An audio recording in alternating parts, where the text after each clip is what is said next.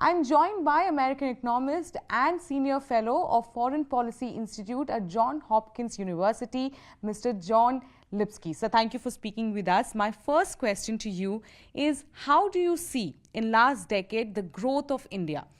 Is it something that you see as a positive, on a positive note? How do you see it overall? Oh, the performance of the Indian economy over the past decade has been very gratifying, satisfying, and pleasing. The Indian economy has been the fastest growing of the G20 economies over that period, and have reflected the reforms that have been put in place. So that's very satisfying.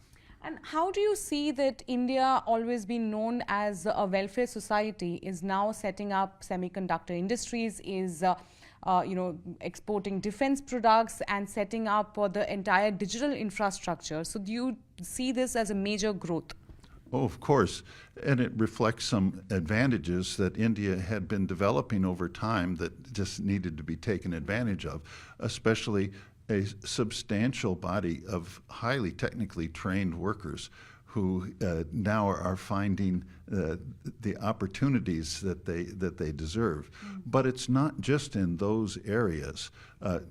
India has the benefit of a young and vibrant population, a growing population, and as a result, reforms, including regulatory reform, legal sector reform, education reform, all of this can create opportunities domestically in broad areas as well as in international markets that can sustain India's rapid growth into the future.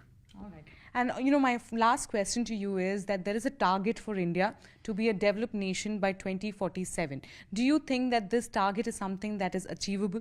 Yes, I think it very much so. But it will not be achieved by staying where we are, where India is staying, where the reforms so far have produced wonderful results, but there's so much more to do in the areas I've already mentioned.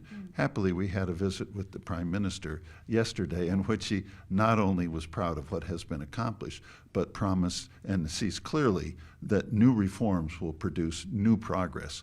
So new action can produce new reaction, which is continued development. Absolutely. Thank you, Mr. John Hopkins, to speaking with. From John yes, to speaking with us.